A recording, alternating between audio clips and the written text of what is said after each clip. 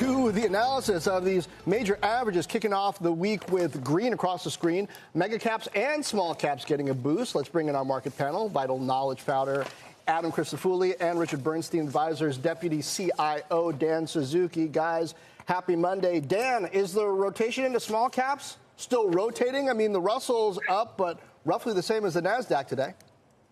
Yeah, I think it took a bit of a breather today, but I think there's reasons to believe from a fundamental perspective that there's a lot of legs here. I think it's not just a Trump trade. It's not just a Fed story. I think if you think about earnings this season and going into next season, I think that's going to be the real story that drives this rotation to continue for at least the next couple quarters, John. And Adam, people often say on this network, don't invest or even trade based on politics, but there's a lot of potential volatility, like extra volatility, over these 100 days before Election Day, roughly 100 days. Can you afford to ignore politics here?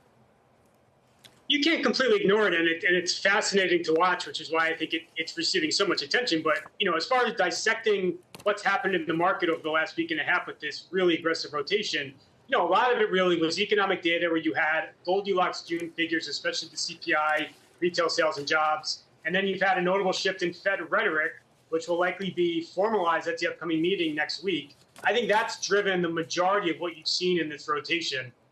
And so to the extent we see that continue, you're going to likely get more favorable inflation figures this Thursday and Friday with the PCE. And then next week could be a pretty seminal meeting where Powell is relatively explicit about a rate cut in September. That all can help propel this rotation that we've seen continue. Obviously, politics is going to be, it's going to be the dominant theme going forward over the coming weeks. But I think in the immediate term, it's really more about data, policy, and earnings than it is politics. Okay.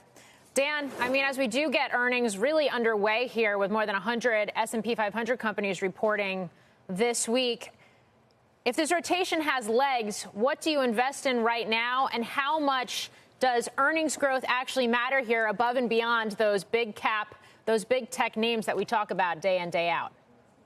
Yeah, Morgan, I think it's not really rocket science here. I think what you want to own is the companies that are going to drive the earnings acceleration from here. So if you dig underneath the surface, you know, the S&P is going to accelerate a little bit over the next couple of quarters, but hidden beneath that is sort of the mega caps. Their growth is not really going to get a whole lot better. In fact, it could actually be slowing in the next couple of quarters. And so if you look to the areas that are going to drive the acceleration in earnings over the next couple of quarters, you can look within the index, you can look outside the index, and there's a lot of opportunity there. I think emerging markets from a global perspective is going to see some pretty big acceleration over the next few quarters. Within the U.S., I think small caps could be one of the biggest growers by the time we exit the year. And then within the cyclicals, moving away from sort of the mega tech-oriented cyclicals toward some of the older traditional cyclicals like energy, industrials, materials, I think those are the areas where we'll see some of the big acceleration over the next 2 or 3 quarters.